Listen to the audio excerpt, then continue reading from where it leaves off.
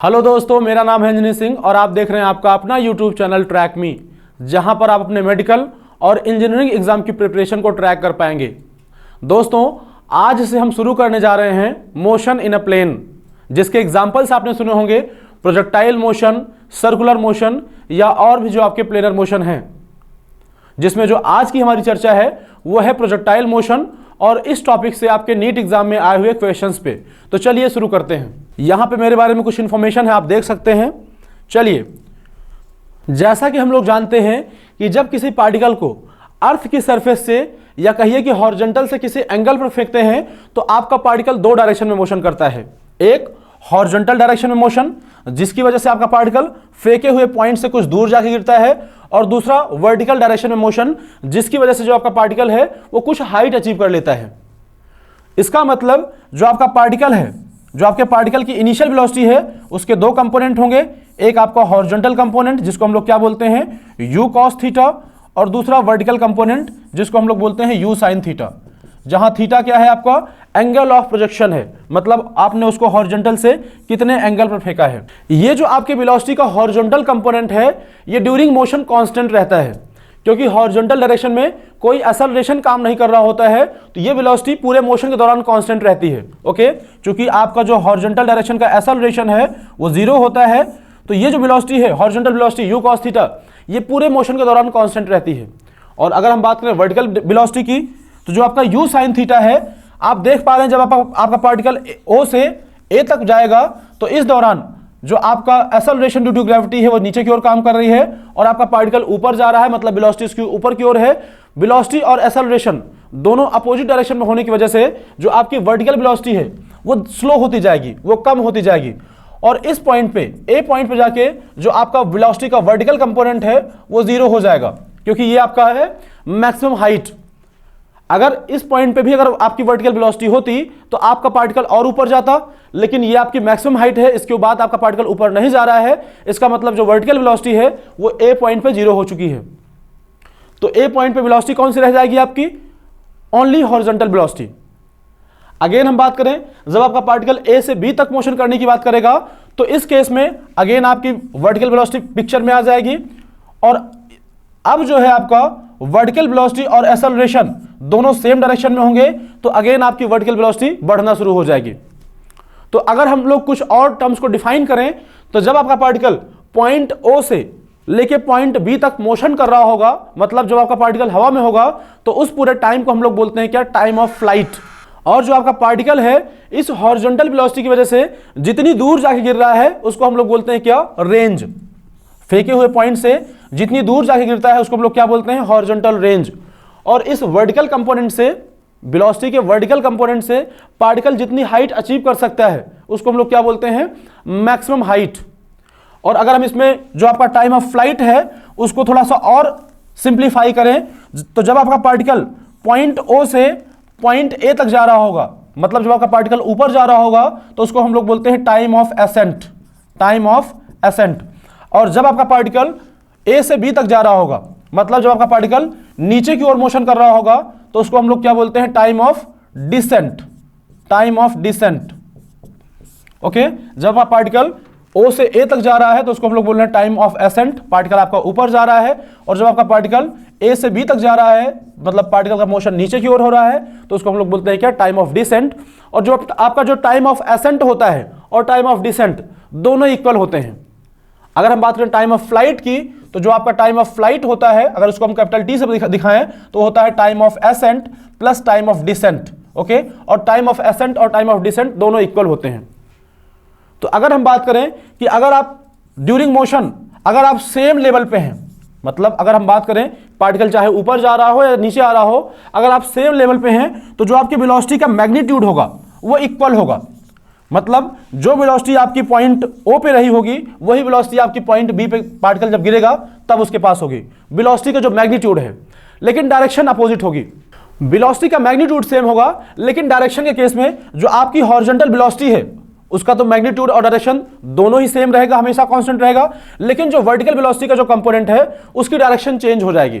मतलब अगर आप बात करेंगे इस पॉइंट पे तो वर्टिकल वेलोसिटी कंपोनेंट की डायरेक्शन इधर है, लेकिन यहां पे डायरेक्शन नीचे की ओर है। ऐसे ही तो आप देख पाएंगे कि जो आपकी मैक्सिमम हाइट है उसके दोनों तरफ आपके जो वर्टिकल वेलोसिटी की जो डायरेक्शन है वो अपोजिट है, लेकिन अगर आप सेम लेवल पे हैं तो जो आपकी वेलोसिटी का मैग्नीट्यूड है वो इक्वल रहेगा। तो चलिए अगर हम इसके कुछ और फॉर्मूलाज की बात करें तो देख लेते हैं कि आपकी रेंज का फॉर्मूला क्या है, टाइम ऑफ फ्लाइट का फॉर्मूला क्या है और मैक्सिमम हाइट का फॉर्मूला क्या है। ओके, तो आप देख लीजिए वेलोसिटी के आपने दो कंपोनेंट्स का रखे हैं, आपका u cos थीटा और u sin थीटा। तो जो आपकी मैक्सिमम हाइट होती है मतलब u sin थीटा से जो आपका पार्टिकल है वो कितनी ऊंचाई अचीव किया है, तो h max की बात करें तो होता है आपका u square sign square theta upon 2g। और अगर हम लोग बात करें कि जो रेंज है मतलब इस हॉरिजॉन्टल कंपोनेंट से पार्टिकल कितनी दूर जाके गिरा है, अगर हम उस रेंज की बात करें तो वो होता है आपका r और उसका फॉर्मूला होता है u square sine 2 theta upon g। और अगर हम बात करें कि जो टाइम ऑफ फ्लाइट है मतलब पॉइंट ऑफ प्रोजेक्शन से पार्टिकल के गिरने तक का जो टाइम है, मतलब जितने टाइम तक आपका पार्टिकल हवा में रहा उसको हम लोग टाइम ऑफ फ्लाइट बोलते हैं। और अगर हम बात करें टाइम ऑफ फ्लाइट की तो वो होता है आपका 2u साइन थीटा अपॉन जी, जहां आपका टाइम ऑफ एसेंट कितना हो जाएगा u sine theta upon g, u sine theta upon g. और टाइम ऑफ डिसेंट क्या हो जाएगा आपका, टाइम ऑफ डिसेंट वो भी आपका u sine theta upon g, u sine theta upon g. Time of ascent और टाइम ऑफ डिसेंट मैंने पहले बताया था कि दोनों इक्वल होते हैं। और अगर हम लोग बात करें इक्वेशन ऑफ ट्रेजेक्टरी की तो उसका फॉर्मूला होता है y is equal to x tan theta minus half ji x square upon you square cos square theta. और आपके इस इक्वेशन ऑफ ट्रेजेक्टरी की एक और फॉर्म होती है, अगर हम उसको लिखें तो देख लीजिए जो दूसरी फॉर्म होती है वो होती है y is equal to x tan theta bracket में 1 माइनस एक्स अपॉन आर, जहां आर आपकी क्या है, रेंज है। आर आपकी क्या है, रेंज है, जो आपकी हॉरिजॉन्टल रेंज आपने निकाली है। तो ये तो रहा आपका कुछ डिफिनीशंस और उसके फॉर्मूलाज। अब हम देख लेते हैं जो इसके एग्जांपल्स हैं। तो अगर हम लोग बात करें प्रोजेक्टाइल मोशन के एग्जांपल्स की तो देख लीजिए ये आपके नीरज चोपड़ा हैं जिन्होंने जेवलिन थ्रो में गोल्ड जीता था। इनको पता था कि जेवलिन को कितने एंगल पर फेंकें कि जो आपकी रेंज है वो मैक्सिमम हो जाए, मतलब जो आपका भाला है वो मैक्सिमम डिस्टेंस कवर करके दूर जाके गिरे। ओके, और अगर हम लोग बात करें दूसरे एग्जांपल की तो आप देख पा रहे हैं कि अगर आपको किसी टारगेट को हिट करना है जो कि आपसे कुछ दूर रखा हुआ है तो आपको इस टारगेट की लाइन से कुछ एंगल बनाते हुए आपको बुलेट को शूट करना होगा, क्योंकि आप जानते हैं कि बुलेट पे आपका एक वर्टिकल ग्रेविटी काम कर रही होगी जिसकी वजह से जो आपकी बुलेट है इतनी दूर जाने पे कुछ नीचे भी आ जाएगी। तो इसलिए आप जो है बुलेट को टारगेट लाइन से कुछ एंगल बनाते हुए आप शूट करते हैं। और अगर हम बात करें इस थर्ड एग्जाम्पल की तो ऐसा आप लोगों ने बहुत बार किया होगा जब आपने पाइप का मुंह दबा के और उसको किसी एंगल पर सेट करके पानी को दूर फेंका होगा। ओके, तो ये तो रहे आपके प्रोजेक्टाइल मोशन से कुछ एग्जाम्पल्स। अब हम बात करते हैं आपके एग्जाम में आए हुए क्वेश्चंस की। ये रहा आपका पहला क्वेश्चन जो आपका नीट 2013 में पूछा गया था और आपसे सवाल है कि the velocity of projectile at initial point A is 2i + 3j, its velocity in metre per second at point B is. A पे आपको वेलोसिटी पता है, ए पे वेलोसिटी आपकी कितनी है 2i + 3j, 2i + 3j।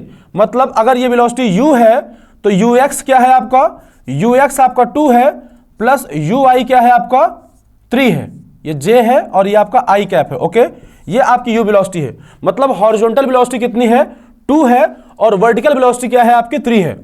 और आप जानते हैं कि जो हॉरिजॉन्टल वेलोसिटी होती है ux जो कि आपका 2 दिया है, ये आपका ऑलवेज कांस्टेंट रहेगा, ऑलवेज कांस्टेंट। ऑलवेज कांस्टेंट मैं इसलिए बोल रहा हूं क्योंकि हॉरिजॉन्टल में जो आपका एक्सेलरेशन है वो क्या है, 0 है। हॉरिजॉन्टल में आपका कोई एक्सेलरेशन नहीं है। ओके, जो आपका ah है क्या है वो 0। और अगर हम बात करें ui की, जो आपका वर्टिकल वेलोसिटी है ui वो कितनी दी गई है 3 metre per second. Okay, initial velocity क्या है 3 मीटर पर सेकंड। और आप जानते हैं जो वर्टिकल वेलोसिटी है ये ऊपर की ओर है। ओके, और इस पे जो एक्सेलरेशन लग रहा है g वो नीचे की ओर लग रहा है, ये आपकी ui है और g नीचे की ओर लग रहा है। तो ये वेलोसिटी क्या होगी, इसकी वैल्यू चेंज होगी, जैसे जैसे ऊपर जाएगा इसकी वेलोसिटी क्या होगी, घटती जाएगी g एक्सेलरेशन से। और जैसे ही आपका पार्टिकल मैक्सिमम हाइट पे पहुंचता है तो उसके पास कौन सी वेलोसिटी बचती है, केवल x डायरेक्शन वाली। y डायरेक्शन वाली वेलोसिटी by क्या हो जाती है 0। ओके, और मैक्सिमम हाइट से जब आगे चलता है तो अगेन इसकी वर्टिकल वेलोसिटी पिक्चर में आती है और अगेन वो बढ़ना शुरू होती है। और अगर आप देखें सेम पॉइंट पे, मतलब सेम लेवल पे अगर पॉइंट्स की बात करें तो दोनों वेलोसिटीज क्या होती है, इक्वल होती हैं। मतलब अगर हम सेम लेवल की बात करें तो जो आपकी वेलोसिटी का जो डिस्ट्रीब्यूशन है वो सिमेट्रिकल रहता है। मतलब जो वेलोसिटी आपकी ए पे थी वही वेलोसिटी आपकी बी पे होगी, लेकिन डायरेक्शन अलग होगी। यहां पे आपका पार्टिकल ऊपर जा रहा है तो इसके दो कंपोनेंट होंगे, एक हॉरिजॉन्टल एक वर्टिकल। यहां पे आपका पार्टिकल नीचे आ रहा था तो इसके दो कंपोनेंट होंगे, एक डाउनवर्ड और एक हॉरिजॉन्टल। क्योंकि जो हॉरिजॉन्टल वेलोसिटी आपकी है वो आपकी कांस्टेंट रहती है। तो देख लीजिए, जो हॉरिजॉन्टल वेलोसिटी है ऑलवेज कांस्टेंट रहेगी 2, लेकिन जो वर्टिकल वेलोसिटी है उसका मैग्नीट्यूड सेम लेवल पे आने की वजह से उसका मैग्नीट्यूड तो सेम होगा, लेकिन जो डायरेक्शन होगी वो चेंज हो चुकी होगी। पहले ऊपर की ओर था, अब नीचे की ओर है। तो क्या हो जाएगा आपका B Y at B point, क्या हो जाएगा -3 मीटर पर सेकेंड। मतलब डायरेक्शन चेंज हो चुकी है, या ऐसे कह सकते हैं -3 कैसा हो जाएगा वेलोसिटी नीचे की ओर। ऊपर की ओर के पॉइंट को हम लोग कैसे लिखते हैं, जे कैप से, और नीचे की ओर पॉइंट हो तो उसको क्या लिखते हैं हम लोग -j कैप से। ओके, और हॉरिजॉन्टल को हम लोग क्या लिखते हैं I कैप से। ओके, तो आप देख पा रहे हैं कि वेलोसिटी एट पॉइंट बी जो हो जाएगी, हो जाएगी आपकी 2I, जो कि आपका हमेशा कांस्टेंट है, -3j। Okay, -3j। Same level पे होने की वजह से जो आपके वेलोसिटी का जो मैग्नीट्यूड होगा वो इक्वल रहेगा, बस डायरेक्शन अलग होगी। ओके, चलिए, तो आपका ऐसा आंसर कहां पे दिया हुआ है, ऐसा आंसर आपका है ए पार्ट। ओके, तो यहां पे आपका ए पार्ट आंसर हो जाएगा। चलिए हम बात करते हैं क्वेश्चन नंबर 2 की। यह क्वेश्चन आपका 2011 में पूछा गया था, और आप देख पा रहे हैं यहां पे एक इमेज लगी हुई है। ये इमेज मैंने लगाई है, आपके क्वेश्चंस में कोई इमेज ऐसी नहीं दी जाती है, तो आप इसका ध्यान रखिएगा। चलिए, अब मैं अगर आपके लिए क्वेश्चन पढ़ूं तो कह रहा है a missile is fired for maximum range with initial velocity 20 metre per second. Okay, if g is equal to 10 metre per second square the range of missile is.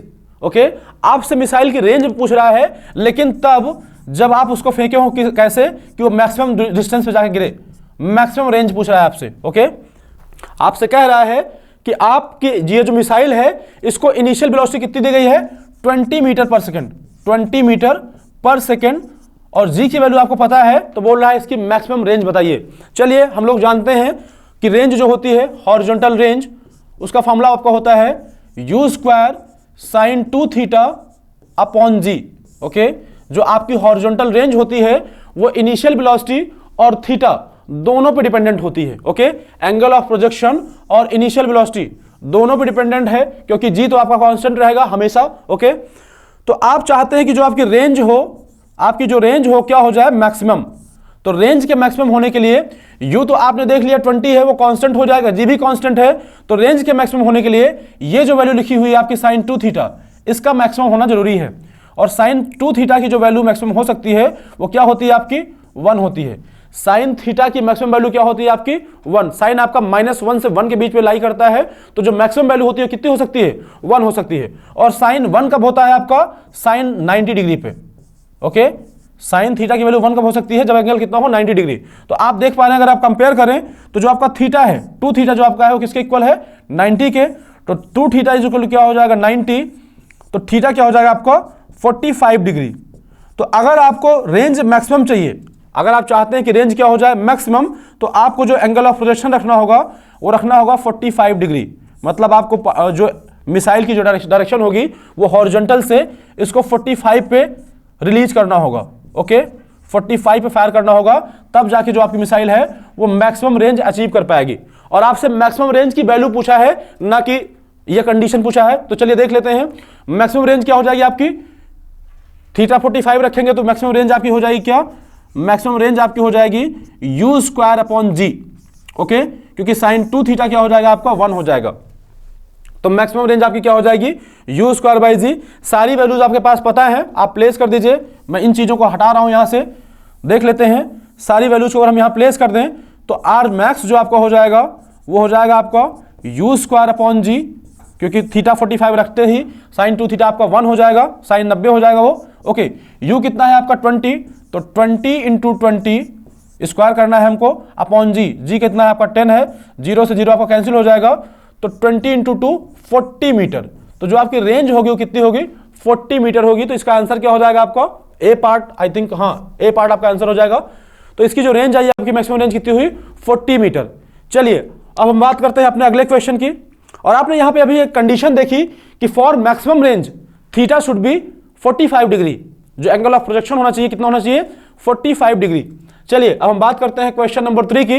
ये क्वेश्चन आपका एक ट्रिक पे based है, हालांकि आप लोग इस question को बिना ट्रिक के भी सॉल्व कर सकते हैं। बोल रहा है the horizontal range and the maximum height of a projectile are equal, the angle of projection is. सवाल में आपसे कह रहा है कि जो हॉरिजॉन्टल रेंज है और जो मैक्सिमम हाइट है दोनों इक्वल हैं। ये आपकी हॉरिजॉन्टल रेंज कहलाती है from here to here, okay. ये आपकी हॉरिजॉन्टल रेंज है। अगर हम पॉइंट इसको ए बोलें, इसको हम बोलें बी और इसके बोले आप क्या बोल रहे हैं सी, तो जो आपका ए सी है वो क्या हो जाएगी आपकी ए सी, ये आपकी रेंज हो जाएगी। और ये अगर हम इस पॉइंट को हम बोल रहे हैं कुछ एम, तो आपका जो बी एम पॉइंट है ये आपका क्या हो जाएगा मैक्सिमम हाइट। और आपसे सवाल में कह रहा है कि जो आपकी रेंज है और मैक्सिमम हाइट दोनों इक्वल हैं। हॉरिजॉन्टल रेंज और मैक्सिमम हाइट क्या है दोनों इक्वल। देख लेते हैं, तो R इज इक्वल टू दे रहा है क्या आपका एच मैक्स, तो आपको बोल रहा है एंगल ऑफ प्रोजेक्शन बताना है, मतलब जिस एंगल पे आपने इसको प्रोजेक्ट किया है इसकी वैल्यू बताना है। हमने मान लिया थीटा एंगल पे प्रोजेक्ट किया है with initial velocity u, okay. तो देख लेते हैं, हम लोग जानते हैं रेंज का फॉर्मूला क्या होता है। रेंज आपका होता है u square sine 2 theta, u square sine 2 theta upon g। और अगर हम लोग बात करें एच मैक्स की, तो इसका जो फॉर्मूला होता है वो क्या होता है u square sign square theta upon 2g, okay. ये आपका रेंज का फॉर्मूला है और ये आपका एच मैक्स का फॉर्मूला है। दोनों साइड वैल्यूज को अगर हम कैंसिल करें, g से g यहां से कैंसिल हो जाएगा, और अगर हम देखें u स्क्वायर से u स्क्वायर ये कैंसिल हो जा रहा है, तो इसको और सिंप्लीफाई करें तो क्या हो जाएगा ये साइन 2 थीटा। आप जानते हैं साइन 2 थीटा क्या होता है 2 साइन थीटा कॉस थीटा, तो लिख लेते हैं इसको 2 साइन थीटा कॉस थीटा। और इधर देखें हम लोग, तो साइन स्क्वायर थीटा क्या हो जाएगा आपका, वो हो जाएगा sine theta into sine theta, इसको हम ऐसे लिख सकते हैं अपॉन 2 तो है ही, ओके। साइन थीटा से एक साइन थीटा आप काट दीजिए और हम इस वाले 2 को इधर ले आ रहे हैं, तो क्या हो जाएगा 2 इंटू 2 कितना हो जाएगा 4 हो जाएगा। और यहाँ पे साइन थीटा यहाँ पे कॉस थीटा है, उस साइड ले जाए तो क्या हो जाएगा आपका sign theta upon cos theta, sign theta upon cos theta. और कितना होता है आपका, ये होता है आपका टेन थीटा। तो आप देख लीजिए, यहाँ पे देख पा रहे हैं आप कि जो टेन थीटा की वैल्यू है वो आपकी कितनी है 4 है। बट आपसे पूछ रहा है क्या एंगल ऑफ प्रोजेक्शन, मतलब आपसे थीटा पूछ रहा है, तो आप थीटा कैसे निकालेंगे, theta is equal to tan inverse, theta is equal to tan inverse 4। तो ऐसा आंसर आपका कहीं दिया हो तो वही आपका क्या हो जाएगा एंगल ऑफ प्रोजेक्शन। तो ऐसा आंसर आपका कहां दिया है बी पार्ट में। तो ये तो रही बात आपकी कि इसको आप लोग सॉल्व कैसे करेंगे। और आपको क्या दे रखा है कि जो आपकी रेंज है that is equal to maximum height, okay. अगर ये रेंज इक्वल ना होती मैक्सिमम हाइट के, बोलता कि जो रेंज है वो n times of maximum height है, तो कैसे निकालते। तो देख लेते हैं, एक ट्रिक है यहाँ पे। अगर मैं इसको इरेज कर दूं, देख लीजिए मैं यहाँ पे इरेज कर रहा हूं इसको, एक ट्रिक है, इसको आपको ध्यान रखना है। और अगर आपसे सवाल में कहता कि if range is n times of h maximum, n times of maximum height, तो अगर आपसे बोलता कि एंगल ऑफ प्रोजेक्शन बताइए, तो जो एंगल ऑफ प्रोजेक्शन होता वो होता tan inverse 4/n, okay, tan inverse 4/n। ये आपका क्या हो जाता angle of projection, angle of projection. लेकिन क्या कहता सवाल में आपसे कि जो रेंज है आपकी वो n times of maximum height है, एंगल ऑफ प्रोजेक्शन। अगर हम इस क्वेश्चन की बात करें तो बोल रहा है जो आपकी रेंज है वो इक्वल टू क्या है मैक्सिमम हाइट के, मतलब यहां पे आप देख पा रहे हैं कि n की वैल्यू क्या है यहाँ पे 1 है। इसीलिए आपका जो एंगल ऑफ प्रोजेक्शन थीटा आया क्या आया tan इनवर्स 4/1, ओके, या tan इनवर्स 4। तो अगर आपकी जो रेंज है वो मैक्सिमम हाइट का n टाइम्स है, तो जो एंगल ऑफ प्रोजेक्शन आएगा क्या आएगा theta is equal to tan inverse 4/n। तो आपको ये ट्रिक ध्यान में रखना है। ऐसे क्वेश्चंस अगर आपको दोबारा मिल जाएं तो आपको सीधा ये फॉर्मूला लगा देना है और tan इनवर्स 4/n से आपका जो होगा एंगल ऑफ प्रोजेक्शन निकल जाएगा। तो चलिए, ये क्वेश्चन आपका 2012 में पूछा गया था। अब हम बात करते हैं अगले क्वेश्चन की। क्वेश्चन नंबर 4, ये क्वेश्चन आपका 2 बार रिपीट हुआ है, 1992, 1990 और ऐसी कई बार और भी पूछा गया है सेम क्वेश्चन, ओके। कॉन्सेप्ट आपका सेम है और ये क्वेश्चन आपका बार बार पूछा जाता है।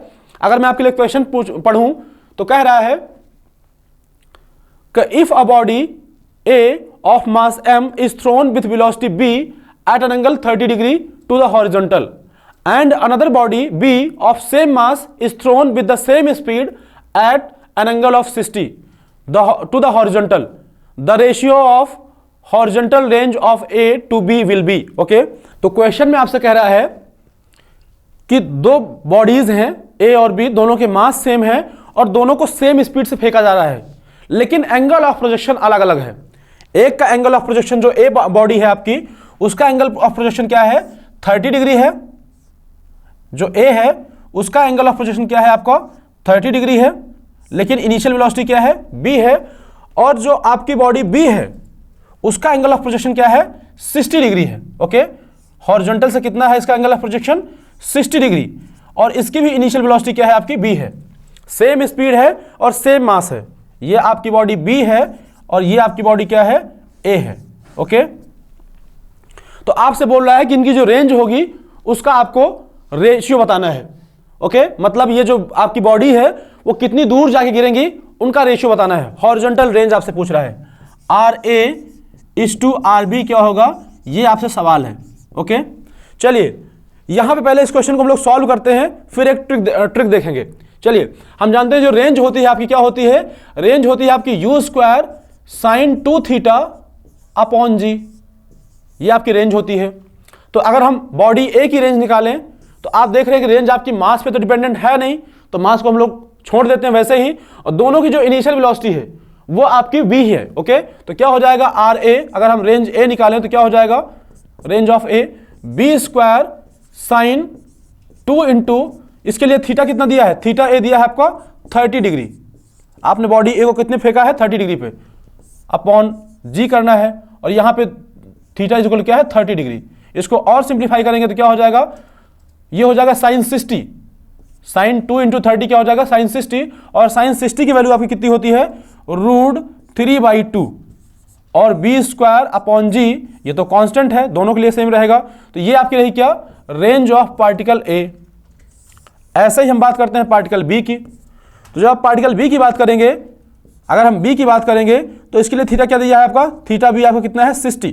ओके, इसके लिए थीटा भी क्या है आपका, 60, और इसकी अगर रेंज निकालेंगे आप RB, तो क्या हो जाएगा आपका, RB = U², दैट मीन्स यहाँ पे B है, B² sin 2θ, और यहाँ थीटा क्या है आपका, 60 है, sin 2θ अपॉन G।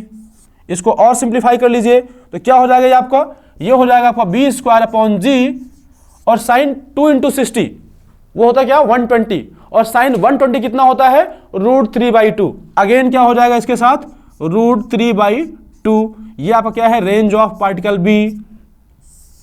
और अगर आप देख पा रहे हो, अगर मैं इसको इक्वेशन 1 बोलूं और इसको इक्वेशन 2 बोलूं, तो आप देख पा रहे हैं कि दोनों के वैल्यूज क्या हैं आपकी, सेम हैं।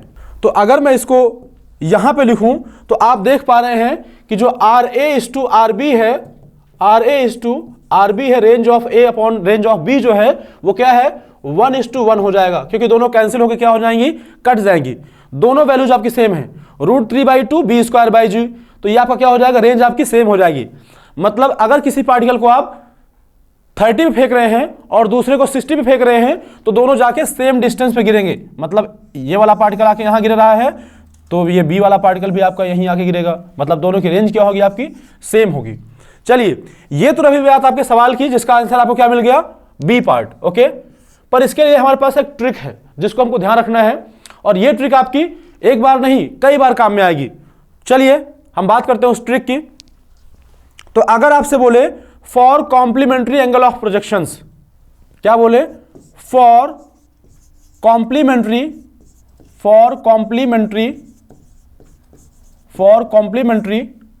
Angle of projections, for complementary angle of projections, अगर इसकी बात की जाए तो आप जान लीजिए कॉम्प्लीमेंट्री एंगल्स क्या होते हैं।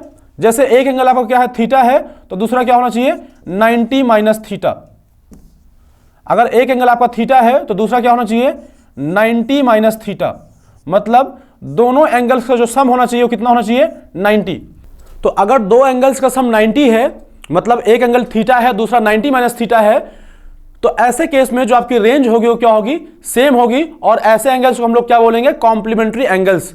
चलिए इसको समझ लीजिए। अगर आपने पार्टिकल को थीटा एंगल पे फेंका, थीटा एंगल पे प्रोजेक्ट किया, अगर पार्टिकल को आपने थीटा एंगल पे प्रोजेक्ट किया और वो जाके कहाँ गिरा, R1 रेंज पे, अगर वो जाके गिरा R1 डिस्टेंस पे, और अगर आपने उसी पार्टिकल को 90 माइनस थीटा एंगल पे प्रोजेक्ट किया, ओके, 90 माइनस थीटा एंगल पे अगर आपने प्रोजेक्ट किया उसको, ओके, तो ये आपका जाके R2 डिस्टेंस से गिर रहा है, इसकी रेंज इस बार क्या है, R2 है, तो जो आपका R1 होगा और R2 होगा वो इक्वल होंगे, R1 is equal to R2, provided, condition क्या होगी, प्रोवाइडेड इनिशियल वेलोसिटी सेम होनी चाहिए, provided u is equal to constant, दोनों केस में क्या होना चाहिए, इनिशियल वेलोसिटी क्या होनी चाहिए, सेम, ओके। अगर इनिशियल वेलोसिटी सेम होगी तो g तो आपका कांस्टेंट रहेगा ही, तो जो आपकी रेंज होगी क्या हो जाएगी, इक्वल हो जाएगी।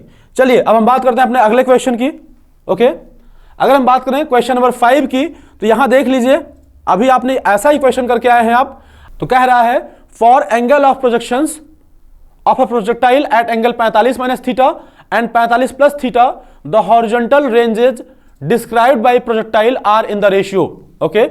आपसे बोल रहा है कि एक एंगल आपका क्या है 45 माइनस थीटा और दूसरा क्या है आपका 45 प्लस थीटा। अगर आप दोनों को जोड़ें, इन दोनों एंगल्स को अगर आप जोड़ें तो आप देख रहे हैं क्या आ रहा है, 90 डिग्री आ रहा है। क्या आ रहा है आपका 90 डिग्री, मतलब दोनों एंगल्स का सम कितना आ रहा है 90।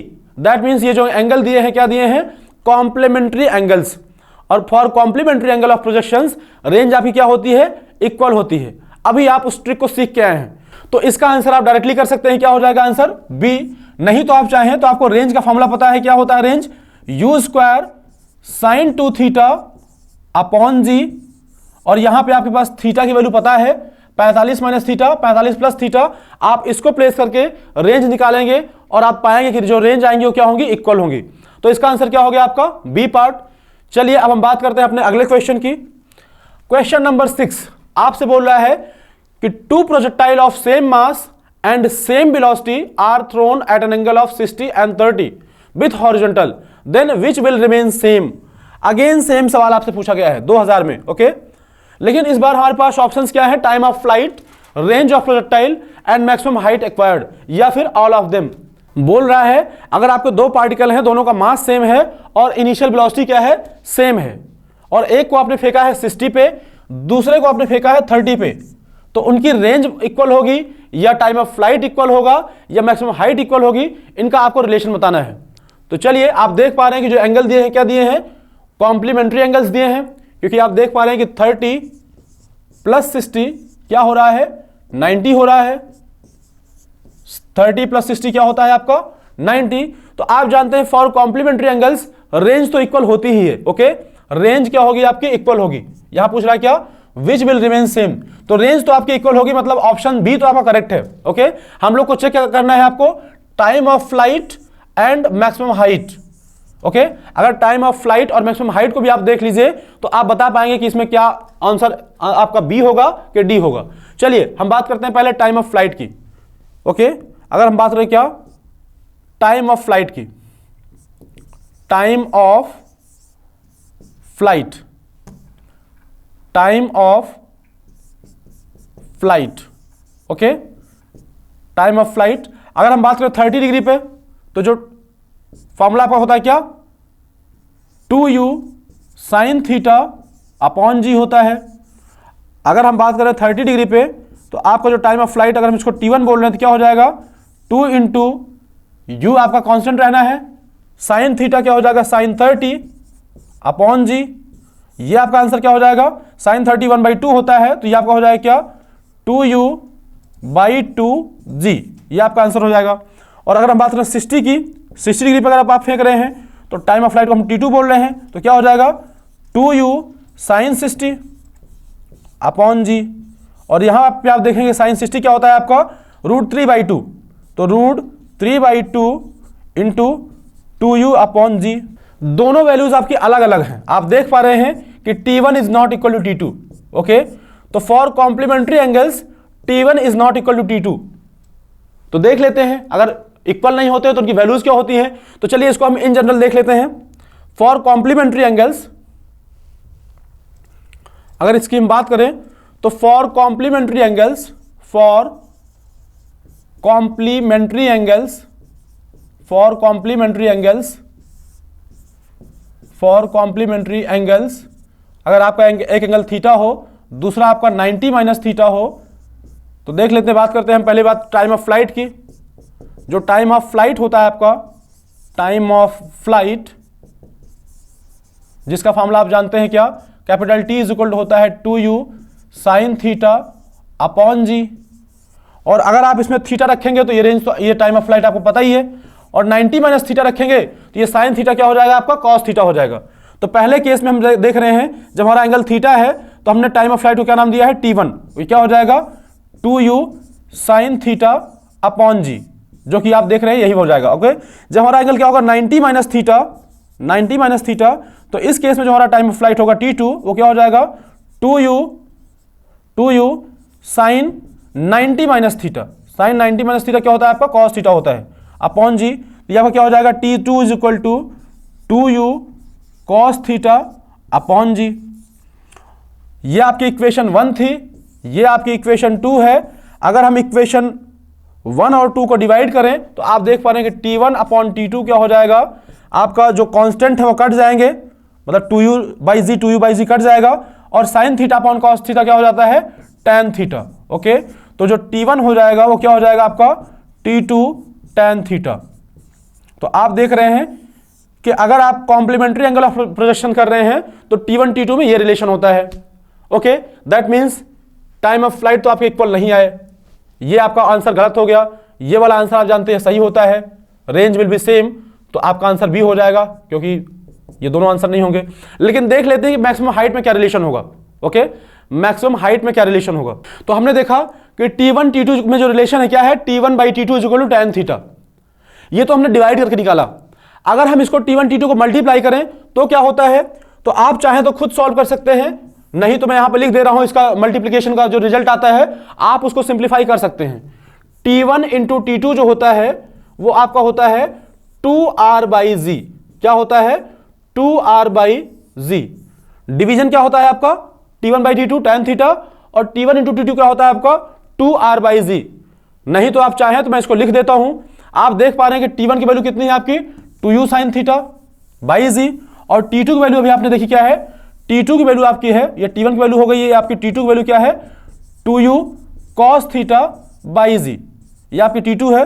दोनों को मल्टीप्लाई करते हैं, T1 इंटू T2, जल्दी से देख लीजिए, दोनों को मल्टीप्लाई करते हैं, T1 इंटू T2, जल्दी से इसको देख लीजिए क्या हो जाएगा, 2 इंटू 2 4 हो जाएगा, हम इसको 2 इंटू 2 ही लिखते हैं। ओके, 2 u इंटू यू क्या हो जाएगा, यू स्क्वायर हो जाएगा, sine theta cos theta upon क्या हो जाएगा, जी स्क्वायर, जी इंटू जी लिख देते हैं इसको। Okay, 2 sine theta cos theta क्या हो जाएगा आपका, साइन 2 थीटा हो जाएगा। तो देख लीजिए यहां क्या हो जाएगा आपका 2 square by G into sine 2 theta, एक जी और बचा है आपका, क्योंकि जी इंटू जी था। यहां आप देख रहे हैं कि यू स्क्वायर, यहां पे आप देख पा रहे हैं u square sine 2 theta by g क्या होता है आपका, आर होता है, रेंज होती है, तो क्या हो जाएगा 2r बाई जी। तो T1 इंटू T2 क्या हो गया आपका, T1 इंटू T2 क्या होता है आपका 2r बाई जी। तो आप चाहें तो इन ट्रिक्स को याद रख सकते हैं कि T1 इज इक्वल टू क्या होता है, T2 tan थीटा होता है, और T1 इंटू T2 क्या होता है आपका 2r बाई जी। चाहे तो आप इस ट्रिक्स को याद रखें या आप सिंप्लीफाई कर सकते हैं। ओके, अब हम बात करते हैं मैक्सिमम हाइट में क्या रिलेशन है। मैक्सिमम हाइट में क्या रिलेशन होता है फॉर कॉम्प्लीमेंट्री एंगल्स। तो for complementary angles, for complementary angles मतलब अगर आपका एक एंगल थीटा है और दूसरा आपका 90 माइनस थीटा है, तो इनकी जो मैक्सिमम हाइट होती है वो देख लीजिए। अगर आप इसको थीटा पे फेंक रहे हैं तो आप जानते हैं इसको हम h1 नाम देंगे।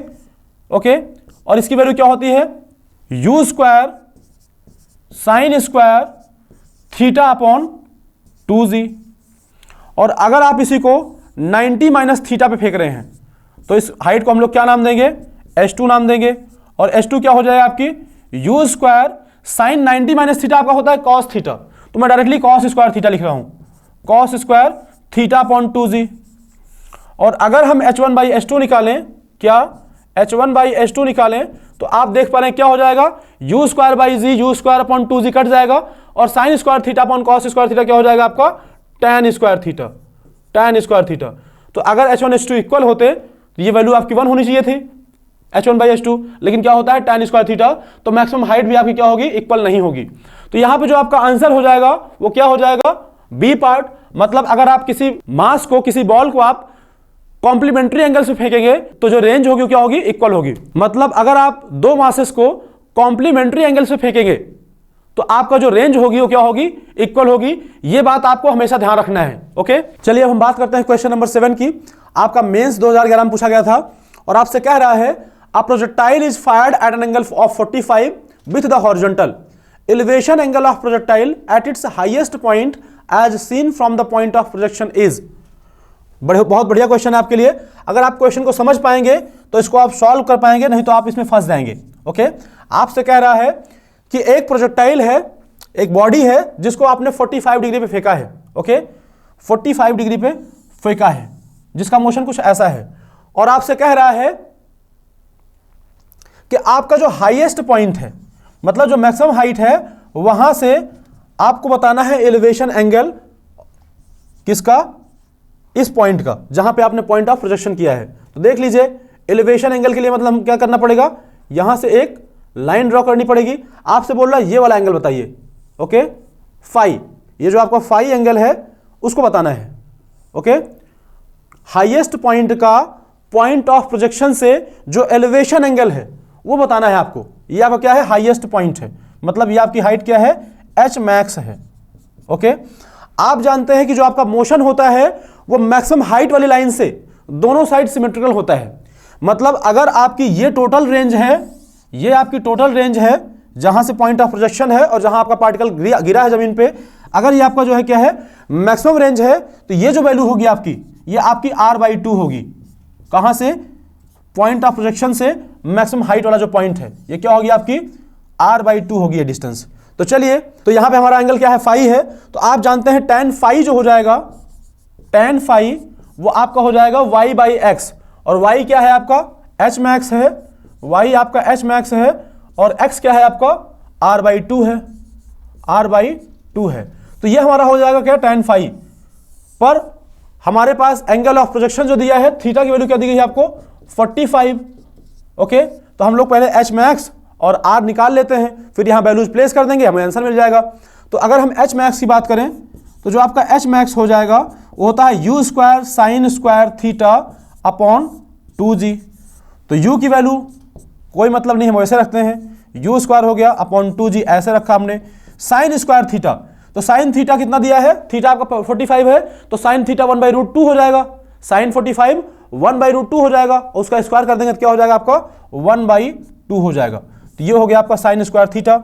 ऐसे ही अगर हम रेंज निकालें तो r क्या होता है आपका, u square sine 2 theta upon g, और ये आपका मैक्सिमम रेंज का केस है क्योंकि थीटा कितना है, 45। तो साइन 2 थीटा मतलब साइन 90 हो जाएगा, और साइन 90 क्या होता है आपका, 1 होता है, तो इसका आंसर क्या हो जाएगा आपका, u स्क्वायर अपॉन g। पर हमको चाहिए क्या, r/2, तो जो आपका r/2 हो जाएगा, r/2 कितना हो जाएगा, u स्क्वायर अपॉन 2g। ये हो गई आपकी r/2 की वैल्यू।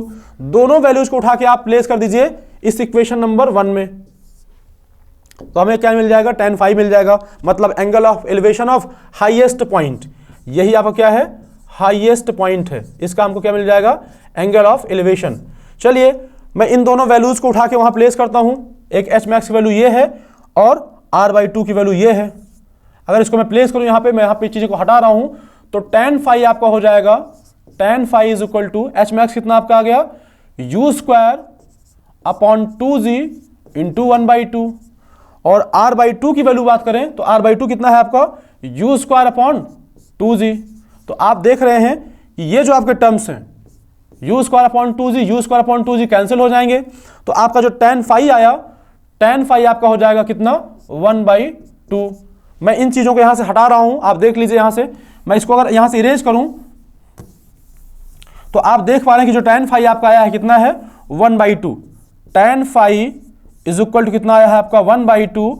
आपको चाहिए फाई, एंगल ऑफ एलिवेशन क्या हो जाएगा, tan इनवर्स 1/2। ओके, तो आपको जो फाई होगा वो tan इनवर्स 1/2 होगा, और ऐसा आंसर आपको कहां दिया है, सी पार्ट में। ओके, तो आपसे कह रहा था कि आपने एक पार्टिकल को 45 डिग्री से फेंका है, हॉरिजॉन्टल से 45 डिग्री पे फेंका है, और जब ये मैक्सिमम हाइट पहुंच जाता है तो आपको अगर यहां से देखेंगे पॉइंट ऑफ प्रोजेक्शन से, तो उसका एलिवेशन कितना है, हॉरिजॉन्टल से वो कितनी ऊंचाई पे दिखेगा। तो आपको ये वाला एंगल निकालना था जिसको हमने क्या नाम दिया था, फाई, और फाई आपने क्या निकाला, tan इनवर्स 1/2। तो ये तो रहा आपका क्वेश्चन नंबर 7। अब हम बात करते हैं अगले क्वेश्चन, जो कि आपका क्या है, क्वेश्चन नंबर 8। क्वेश्चन नंबर 8 भी आपका मेंस 2011 में पूछा गया था और क्वेश्चन आपका आसान है, बस समझने की बात है। आपसे कह रहा है the speed of a projectile at its maximum height is half of its initial speed, the angle of projection is. सवाल आपसे कह रहा है कि जो आपकी स्पीड है एट मैक्सिमम हाइट, वो आपकी इनिशियल स्पीड का हाफ है। देख लीजिए, आप प्रोजेक्टाइल को ऐसे कुछ फेंके होंगे, ये पाथ होगा आपके प्रोजेक्टाइल का, और ये क्या है, उसकी मैक्सिमम हाइट है। जो आपका प्रोजेक्टाइल वर्टिकल में मैक्सिमम हाइट अचीव कर सकता है वो ये है एच मैक्स, ओके। और इनिशियल स्पीड मान लीजिए आपका यू है। अगर आपकी इनिशियल स्पीड यू है, ये वाली स्पीड आपकी यू है, तो बोल रहा है कि इस मैक्सिमम हाइट पे जो स्पीड मिल रही है आपको, वो मिल रही है u/2, ओके, u/2। ये जो b स्पीड है इस पॉइंट पे क्या मिल रही है आपको, u/2, ओके।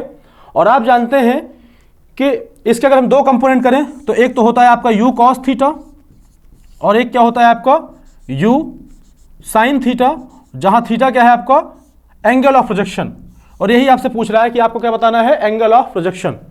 तो आप जानते हैं कि मैक्सिमम हाइट पे, जब आपका पार्टिकल मैक्सिमम हाइट पे होता है तो इसके पास कौन सा कंपोनेंट होता है, सिर्फ ux, ओके, जो कि क्या होता है u cos थीटा,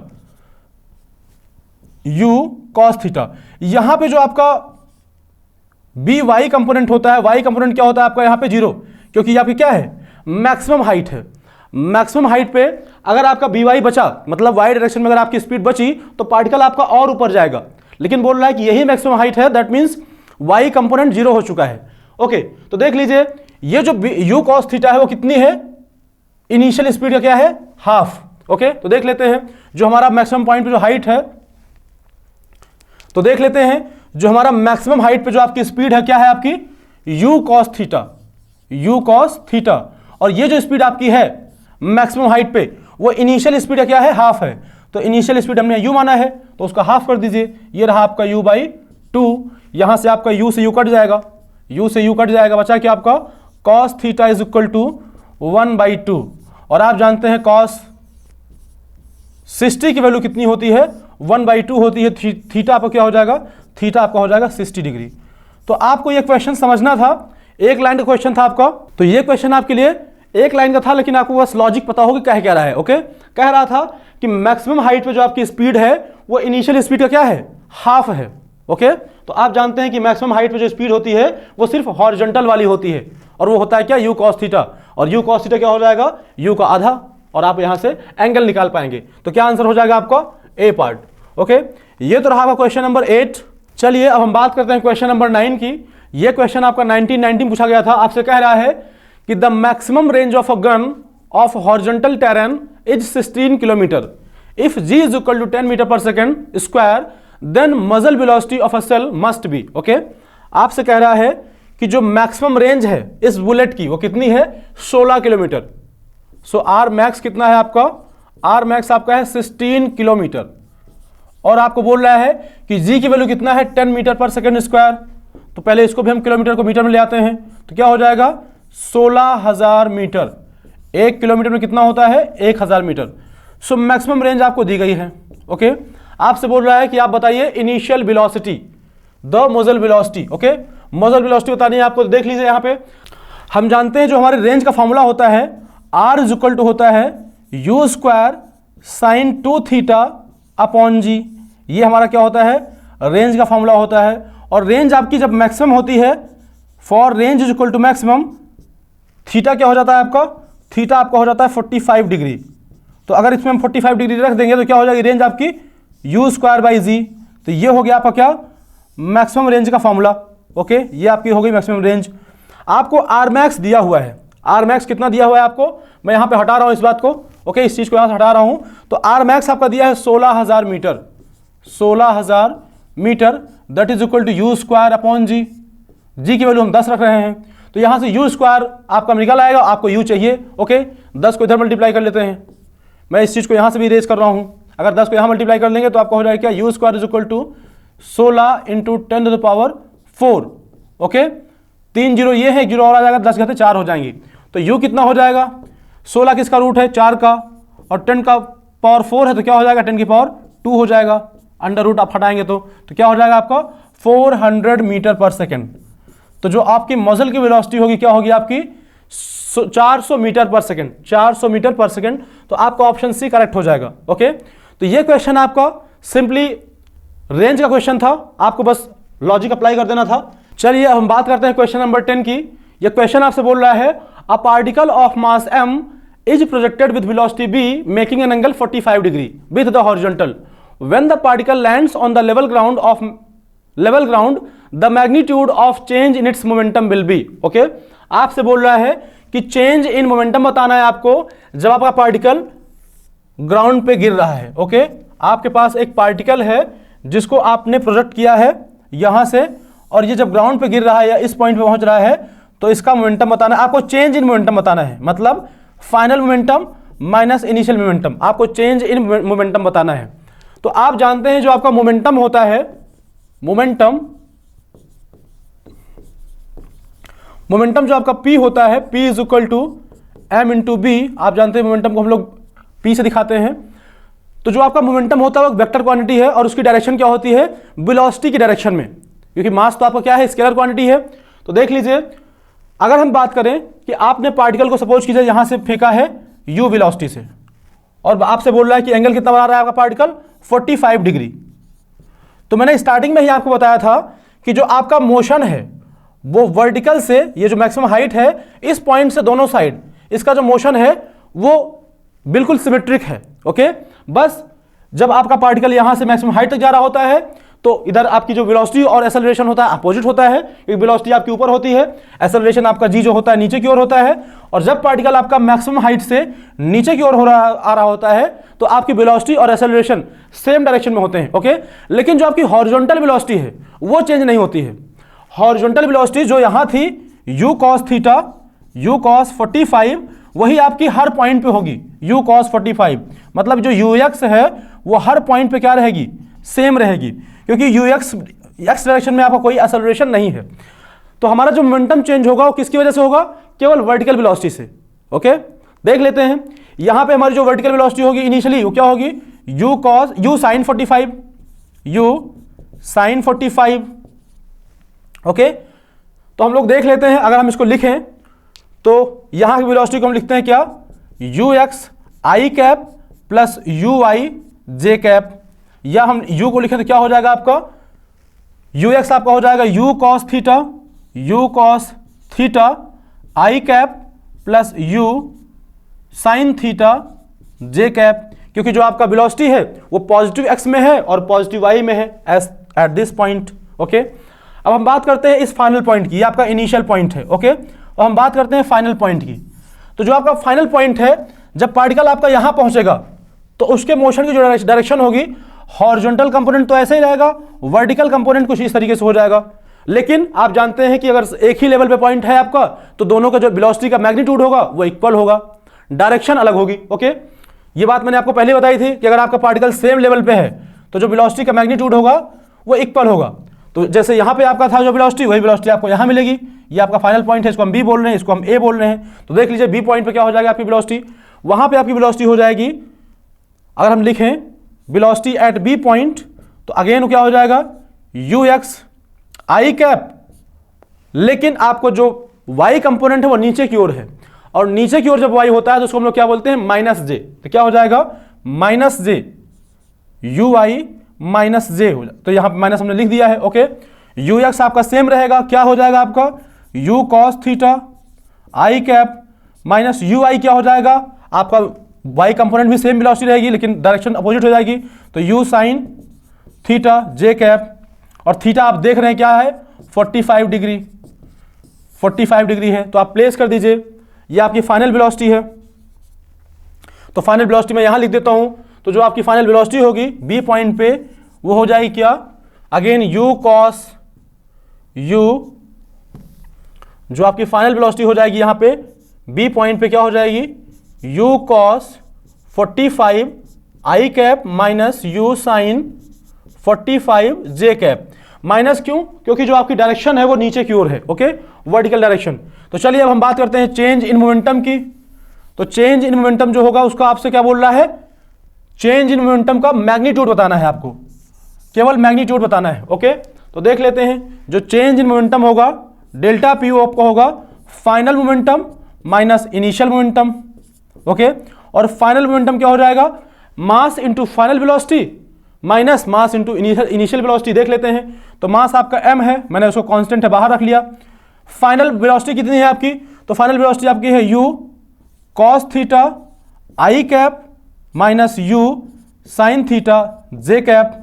ये तो रही आपकी final velocity minus initial velocity. Minus initial velocity क्या हो जाएगी, u cos theta I cap plus u sin theta j cap. Theta आपका दिया हुआ है 45, u sin theta j cap. अब इसको अगर आप घटाएंगे तो यहां पे u cos theta I cap है, यहां पे u cos theta I cap है, दोनों कट के जीरो हो जाएंगे, ये खत्म हो जाएगा। यहां पे minus u sin theta j cap है और ये माइनस अंदर जाएगा तो ये भी कितना हो जाएगा, minus u sin theta j cap. तो जो आपका चेंज इन मोमेंटम आएगा, चेंज इन मोमेंटम कितना आएगा, माइनस u और u 2u हो जाएगा, 2u sin theta j cap, और माइनस साइन ये भी आएगा। लेकिन आपसे बोल क्या रहा है, मैग्नीट्यूड, मैग्नीट्यूड बोल रहा है। तो देख लेते हैं, ये आपका हो जाएगा -2 और इनिशियल वेलोसिटी कितना बोल रहा है, b, ओके। मतलब इसकी वैल्यू कितनी दी गई है, b दी गई है, तो u को हमने b से रिप्लेस कर दिया। और साइन थीटा कितना हो जाएगा 45, साइन 45, और डायरेक्शन j है आपकी 45, ये आपका कितना है 45, रख देते हैं इसकी वैल्यू। तो -2b साइन 45 कितना होता है 1/√2, ओके, डायरेक्शन j कैप है। इसको और सिंप्लीफाई करेंगे, आप चीज़ों को कैंसिल करेंगे तो आप देख पा रहे हैं, आप चीज़ों को कैंसिल करेंगे तो चेंज इन मोमेंटम जो आपका हो जाएगा उसका मैग्नीट्यूड चाहिए आपको, तो माइनस साइन भी हट जाएगा और ये j भी आपका हट जाएगा। तो √2 से ये 2 में काटेंगे आप तो हो जाएगा ऊपर √2 m इंटू बी। तो ये आपका क्या हो जाएगा, चेंज इन मोमेंटम। और चेंज इन मोमेंटम ऐसा कहाँ दिया है, ऐसा दिया है आपका ऑप्शन ए में, ओके। तो आपका जो आंसर हो जाएगा वो ऑप्शन ए हो जाएगा। सिंपल सी बात है, आपको इतना ध्यान रखना है कि जो आपका मोमेंटम होता है वो वेक्टर क्वांटिटी है और उसकी डायरेक्शन होती है वेलोसिटी के डायरेक्शन में। तो यहाँ की वेलोसिटी आप देख पा रहे हैं कि एक वर्टिकल कंपोनेंट है, एक हॉरिजॉन्टल कंपोनेंट है और दोनों पॉजिटिव हैं। और यहाँ वेलोसिटी जो होगी नीचे की ओर होगी, तो वाई कंपोनेंट नेगेटिव हो जाएगा और हॉरिजॉन्टल कंपोनेंट आपका चेंज ही नहीं होगा। तो आप देख रहे हैं जो मोमेंटम चेंज हो रहा है वो हो रहा है वर्टिकल कंपोनेंट की वजह से। तो आप इसको सिंप्लीफाई कर लीजिए, आपको आंसर मिल जाएगा। हम चाहते तो केवल वर्टिकल वेलोसिटी को ही सॉल्व कर लेते, तब भी मिल जाता, क्योंकि हॉरिजॉन्टल कंपोनेंट तो कट गया क्योंकि वो चेंज ही नहीं हो रहा था। चलिए अब हम बात करते हैं अपने अगले क्वेश्चन की, क्वेश्चन नंबर 11 की, ओके। ये जो क्वेश्चन नंबर 11 है ये 2002 में पूछा गया क्वेश्चन है और आपसे कह रहा है a particle A is dropped from a height and another particle B is projected horizontal direction with speed of 5 metre per second from the same height, then correct statement is, okay. अगर मैं आपको question समझाऊं तो आपसे कह रहा है कि एक पार्टिकल है आपका जो किसी हाइट पे है, ओके। पहला केस ये है कि मान लीजिए पार्टिकल ये A वाला है और एक पार्टिकल आपका है B, ओके। किसी हाइट से A पार्टिकल को हमने ड्रॉप किया है, मतलब इनिशियल वेलोसिटी कितनी है इसकी 0, और दूसरा जो पार्टिकल आपका है B वाला, इसको आपने हॉरिजॉन्टल इनिशियल वेलोसिटी कितनी दी है 5 metre per second, 5 metre per second. लेकिन ये वेलोसिटी क्या है, ux है, ui जो है इसका भी 0 है, ui इसका भी 0 है, जो B कंपोनेंट है, जो B पार्टिकल है उसका भी ui 0 है और इसका भी ui क्या है 0 है, ओके। तो आपसे बोल रहा है which of the following is correct statement. मैं आपके लिए ऑप्शंस पढ़ूं तो कह रहा है particle A will reach at ground first with respect to particle B, okay. तो आप देख लीजिए, बोल रहा है कि ग्राउंड पे आपका कौन सा पार्टिकल पहले पहुंचेगा। तो आप देख पा रहे हैं कि चाहे पार्टिकल आपका ए हो और चाहे पार्टिकल आपका बी हो, दोनों की जो वर्टिकल वेलोसिटी है वो 0 है। और आप जानते हैं कि हॉरिजॉन्टल वेलोसिटी आपकी चेंज नहीं होगी, केवल वर्टिकल वेलोसिटी से ही आपके पार्टिकल नीचे मोशन करेंगे, ओके। और दोनों की वर्टिकल कंडीशन क्या है, इनिशियल में 0 है। दैट मींस दोनों पार्टिकल आपके ग्राउंड तक पहुंचने में सेम टाइम लेंगे, ओके। तो ऐसा स्टेटमेंट कहीं है क्या, both particles will reach ground simultaneously, yes, C part आपका आंसर हो जाएगा, क्योंकि दोनों की जो इनिशियल वर्टिकल वेलोसिटी है वो 0 है। वर्टिकल डायरेक्शन में नीचे की ओर इनिशियल वेलोसिटी दोनों की 0 है, तो चाहे आप ड्रॉप करें या हॉरिजॉन्टल फेंकें उसको, दोनों सेम टाइम में आपको आके नीचे मिलेंगे। ओके, तो अगर हम लोग इसको स्टेटमेंट को फॉर्म में लिखें तो कह सकते हैं कि both particles A and B, both particles A and B have vertical velocity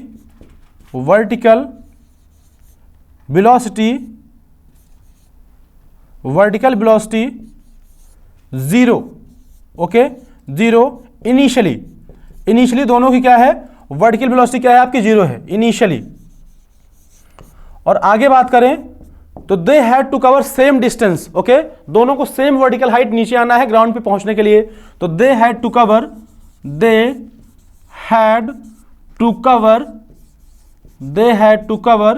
same vertical distance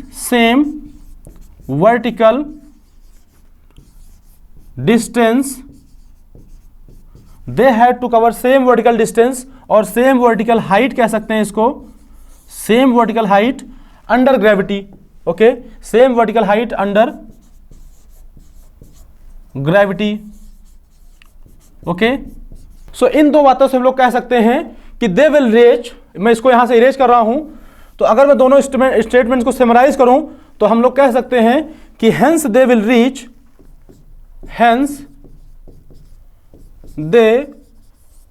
reach ground simultaneously, okay they will reach ground simultaneously, मतलब वो लोग दोनों पार्टिकल आपके साथ में गिरेंगे ग्राउंड पे, ओके क्योंकि दोनों के लिए वर्टिकल जो वेलोसिटी है आपकी इनिशियली वो 0 है और दोनों को सेम हाइट गिरना है, तो क्या होगा आपका दोनों मोशन अंडर ग्रेविटी करेंगे विथ इनिशियल वेलोसिटी 0, और आप जानते हैं कि मास किसी का कितना भी हो दोनों पे ग्रेविटी आपकी सेम लगती है। ओके चलिए, तो इसका आंसर क्या हो जाएगा, सी पार्ट। चलिए अब हम बात करते हैं क्वेश्चन नंबर 12 की। ये क्वेश्चन थोड़ा सा आपका अच्छा क्वेश्चन है, हटके है। ओके, कह रहा है a projectile is fired from surface of earth with a velocity of 5 metre per second at an angle theta with horizontal. Another projectile fired from another planet with velocity of 3 meter per second at the same angle follows a trajectory which is identical with the trajectory of a projectile fired from Earth. The value of acceleration due to gravity on the planet is. Question आपसे कह रहा है कि आपका एक अर्थ है और एक कोई और प्लैनेट है। अर्थ से आपने एक पार्टिकल को फेंका है 5 मीटर पर सेकंड से। अर्थ से आपने एक पार्टिकल को, जिसको हम लोग प्रोजेक्टाइल कहते हैं, उसको फेंका है 5 मीटर पर सेकंड से। किस एंगल पे, थीटा एंगल पे विथ हॉरिजॉन्टल। और एक प्रोजेक्टाइल है जिसको हमने किसी और प्लैनेट से फेंका है with initial velocity 3 metre per second, okay and angle भी यहां पे सेम है। और यह भी कह रहा है कि जो दोनों प्रोजेक्टाइल हैं वो सेम ट्रैजेक्टरी को फॉलो करते हैं, दोनों की जो ट्रैजेक्टरी है वो आइडेंटिकल है। देख लीजिए, अगर हम ऐसे बात कर रहे हैं कि ये आपका अर्थ वाला प्रोजेक्टाइल है, ये आपका अर्थ का मोशन है, तो इस पे जो आपका पार्टिकल है वो ऐसे मोशन कर रहा है, ओके और जो आपका दूसरा पार्टिकल है किसी और प्लैनेट पे, ये आपका प्लैनेट वाला मोशन है, ये आपका प्लैनेट वाला मोशन है, और इस पे आपका जो पार्टिकल है वो भी एग्जैक्टली ऐसे मोशन कर रहा है। दोनों जो पाथ हैं, मोशन करने के जो पाथ हैं, क्या है, आइडेंटिकल हैं, आइडेंटिकल ट्रैजेक्टरी है। ओके, तो आपसे बोल रहा है कि आपको जी की वैल्यू बताना है। यहां का अर्थ का जी तो आपको पता होता है क्या होता है, लेकिन यहां का जो जी होगा उसको हम जी डैश बोल देते हैं। ये आपको बताना है कि जो प्लैनेट है उसका आपको जी बताना है, लेकिन जो आपका पाथ है वो आइडेंटिकल है, एंगल ऑफ प्रोजेक्शन आइडेंटिकल है, और यहां की वेलोसिटी अलग दी गई है। जो आपका अर्थ की वेलोसिटी है इनिशियल वो है 5 मीटर पर सेकेंड, ओके और जो प्लैनेट की वेलोसिटी है इनिशियली वो कितनी है, 3 मीटर पर सेकेंड। इतनी इंफॉर्मेशन आपको दी गई है। एंगल दोनों जगह क्या है, थीटा है। एंगल दोनों जगह क्या है, सेम है। तो चलिए हम बात करते हैं, अगर हम बात करें इक्वेशन ऑफ ट्रैजेक्टरी की तो क्या होती है, देख लीजिए y is equal to x tan theta minus half ji x square minus half ji x square upon you square cos square theta. ये आपका क्या होता है, इक्वेशन ऑफ ट्रैजेक्टरी। अगर आप ढंग से देख पा रहे हैं तो दोनों जगह जो आपका थीटा है सेम है, थीटा आपका सेम है, ओके। और बोल रहा है कि दोनों जो कोऑर्डिनेट्स हैं, मतलब ये जो आपका एक्स कोऑर्डिनेट है और ये जो वाई कोऑर्डिनेट है, एक्स और जो वाई कोऑर्डिनेट है, ये जो चेंज हो रहा है, मतलब जो आपका पाथ फॉलो कर रहा है, आपका प्रोजेक्टाइल पार्टिकल जो पाथ फॉलो कर रहा है, उसके जो एक्स और वाई कंपोनेंट हैं, जैसे यहां पे हैं वैसे ही यहां पे भी हैं। एक्स और वाई का जो आपके कंपोनेंट हैं वो दोनों जो है क्या है, आइडेंटिकली चेंज हो रहे हैं। तो मतलब एक्स और वाई भी आपके क्या है, कांस्टेंट है। तो ये दोनों मोशन होंगे पार्टिकल के लिए, चाहे आपका अर्थ पे हो या प्लैनेट पे हो, एक्स और वाई की जो वैल्यूज होंगी वो एक समान चेंज होंगी। थीटा आपका कांस्टेंट है, एक्स और वाई कांस्टेंट है दोनों के लिए, तो इसका काम ही खत्म हो गया। इनिशियल वेलोसिटी आपकी दी गई है दोनों के लिए अलग अलग, तो अलग अलग ले लेंगे। एक्स आपका मैंने अभी बताया कि दोनों प्लैनेट पे सेम टाइप से चेंज हो रहा है, तो ये भी आपका कांस्टेंट रहेगा। थीटा आपका कांस्टेंट है ही। तो हमारे पास जो वेरिएबल है वो बचा क्या, एक तो आपका जी वेरी कर रहा है और आपका एक वेरी कर रहा है क्या, यू, ओके। तो इसको हम लोग क्या कह सकते हैं कि जो जी अपॉन यू होगा, जी अपॉन यू स्क्वायर होगा, इसको कांस्टेंट होना पड़ेगा, ओके। इसको कांस्टेंट होना पड़ेगा। क्यों? क्योंकि एक्स और वाई आपके कांस्टेंट हैं दोनों प्लैनेट पे, अर्थ पे भी और प्लैनेट पे भी जो मोशन है, ट्रेजेक्टरी आपकी आइडेंटिकल है, तो एक्स और वाई आपके इक्वल हो जाएंगे। थीटा आपका इक्वल दिया हुआ है। तो अगर आप चाहते हैं कि दोनों प्लैनेट पे आपके इक्वेशन ऑफ ट्रेजेक्टरी सेम रहे, तो इसको भी सेम होना पड़ेगा, okay. G upon you square को भी क्या होना पड़ेगा, सेम होना पड़ेगा। तो देख लेते हैं आपका g upon you square at earth is equal to क्या हो जाएगा आपका, g dash upon u dash square at planet. Values आपको पता है, आपको जी डैश चाहिए, तो जी आपको पता है कितना होता है, जी आपका होता है 9.8 और यू कितना दिया अर्थ का, 5 का square is equal to G dash आपको चाहिए, और यू कितना दिया वहां पे 3 का मीटर स्क्वायर। देख लेते हैं, अगर हम यहां से जी डैश निकालें, तो मैं इसको यहां से इरेज कर रहा हूं। अगर हम यहां से जी डैश निकालें तो जी डैश क्या हो जाएगा आपका 3 स्क्वायर अपॉन 5 स्क्वायर इंटू 9.8।